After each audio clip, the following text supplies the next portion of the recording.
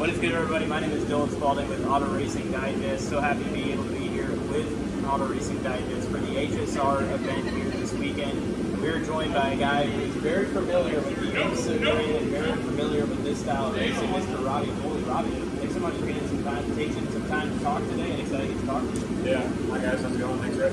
Yeah, man, it's an exciting weekend, a little bit different than your usual IMSA weekend that you're used to here with HSR. Not only are you racing BMW number 95 Mercedes, you're also racing your other not Mercedes, my bad, jeez, BMW. Wrong brand. Wrong brand, that'd be terrible, I'm so sorry. BMW and BMW. I'm so used to the look and style, but exciting weekend for you guys. Obviously, this is such an awesome weekend to see all the vintage cars here on track. How excited are you to be able to be a part of something like this? Yeah, it's an awesome event, and it's something I don't get to do too often, so we love coming here with the old G4. This is got to be one of the coolest race cars ever made. It sounds awesome. I love driving it. And then we also have our M6 GT3, which I spent a lot of time in over the years. So it's cool to drive these modern historic cars. And yeah, it's always good to cap on horses. We had a good end to the IMSA season at Watkins Glen at Petite in both the GS category, winning the championship, and finished second in the 10 hours. So a nice fun weekend for these old cars to show that they're still fast. Yeah, and an iconic livery at that. I mean, to be able to be a part of a team like Turner, who has been a staple in IMSA, has been around for so many years, it's got to feel pretty special to be a part of a team that's very recognizable. A lot of fans know, like when you see this car, you know it's Turner Motorsports. So it must be pretty cool to be a part of this team, and not only that, to be a part of a family atmosphere, which is something that IMSA racing takes. Yeah, absolutely. And as you say, this car here is an identical livery to how the car raced in 2014 when the team won the GTD championship. And that was before my time. I was really young at that point, but yeah, it's been a great journey the last couple of years to be with this team. It's become a family to me, and I like to have fun and go fast and be serious. But yeah, hopefully we'll have a good couple races in these cars and bring home some hardware. So obviously, not only do you run Michelin Pilot Challenge, but you also do the IMSA WeatherTech Sports Car Championship. Although very similar, there are some differences in terms of the competition level. Teams are just starting to get in when you're in Michelin Pilot Challenge compared to IMSA WeatherTech Sports Car Championship. You know, a lot of teams are established and stuff. What is that? You know, is there a change at all for you when going from racing a Michelin Pilot Challenge to going into IMSA WeatherTech Sports Car Championship? Obviously, the races are different as well. Honestly, not too much in that the top teams in the most series perform at a very high level. The biggest difference is the cars. The GT4 cars are putting on the track about 10 seconds a lot slower. So the driving is quite different.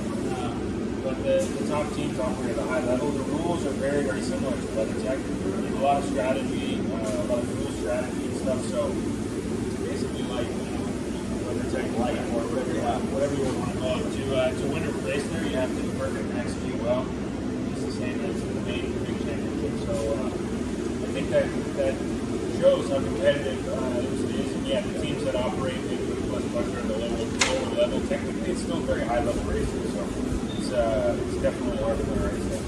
To see the growth this year in IMSA, and I've talked to some other drivers this weekend about just seeing the crowds that IMSA has brought, and obviously in parts of the GTP cars, but also just the growth that the sport has taken on over the past couple of years, and especially this year as well, to be a part of something like that and to see the crowds expanding and the field expanding for next year.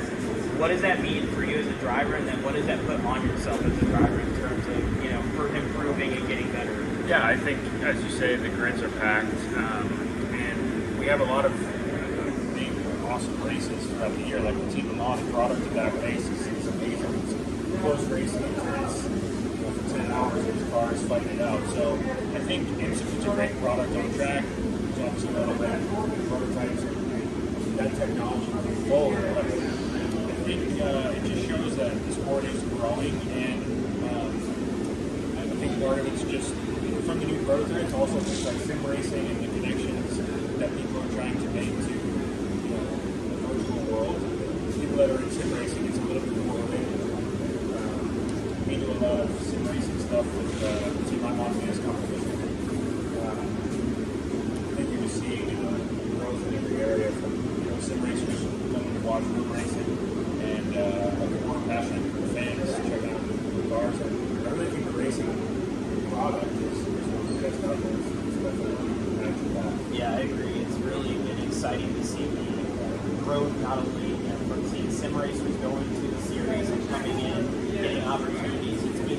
exciting to see that growth from that aspect as well. You know, talking about this weekend, and obviously, you know, it's moving as mentioned, a little bit different than it's a weekend and such, but for you guys, you know, what are your goals for this weekend? Obviously, there's still some competition here. You guys want to be able to take home some hardware, as you mentioned, but, you know, talking to some other teams, you know, they have different goals and different, you know, things that they want to do this weekend. What are some other goals that you guys have for this weekend going forward this weekend? Yeah, I mean, coming into this, it's sort of a more relaxed weekend, right up until the racing starts, and then we start wondering where we are and trying to win. And we've won this race in these different categories the last couple of years, so we'll try our best. But ultimately, it's a way for the team and Finn and myself just to enjoy racing. I think not that we don't enjoy it when we're racing on a serious IMSA weekend, but it's a little bit more enjoyable, and we're really just enjoying like great cars before the M6 and kind of remembering what they were like, and they're still really fast, capable cars. So I would say fun, and yeah, we'll definitely try to win and do our best. I wanted to jump back a little bit to this season. This season was a pretty solid season for you guys. You got the win at Watkins Glen. Also, your teammate had a little bit of a crash at Detroit. I want to bring that moment up especially. I know you were in the car during that time, so you didn't really get to experience it like in person, whether it be in the pits and stuff. But talking to your teammate and stuff, can you explain that moment and what happened? That was a crazy moment in the race. Yeah, it's honestly a lot more simple than it looked. It just it was like a small misjudgment of where the car in front hit the brakes and where he hit the brakes, and then, as you guys saw, that track's very narrow and it funnels into like a super tight hairpin. So there just wasn't room for those two cars, and he tried to go to the inside, which actually made the braking a little bit worse. There's some bumps and stuff. In hindsight, he should have just gone to the right, but these things happen. And it was a perfect storm of his right front area. The wheel hit the left rear of the other car and just lifted the car up and put it right over like a ramp. So obviously not ideal, but just a honest mistake and just misjudgment. It wasn't anything more than that, and an unfortunate outcome for both cars, obviously.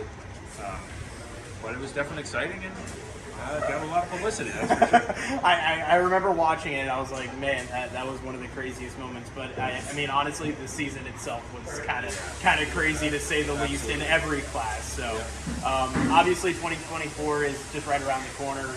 The Rolex 24 just right around the corner. You've actually scored podium at the Rolex 24. You have yet to be winning class, which obviously I can imagine is something that you probably want to try to achieve here going forward. But what's to come? You're coming up next. Obviously, simulation and testing is coming up here. So you have tracks coming up for you. Yeah, so this is our off season, but these days in racing there is no off season. Yeah. So we have some testing planned.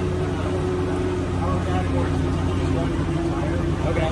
So, how public that is yet, but it'll become more public. So there's some tire testing happening. Constantly, we're always trying to evolve and improve our program. So we'll take a little bit of rest and time away from traveling. Do some testing.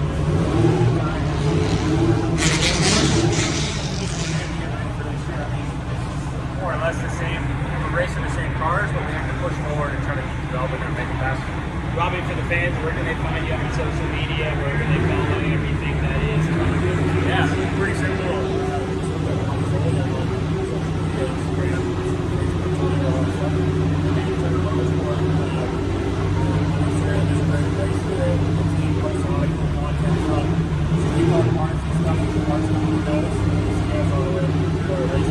So definitely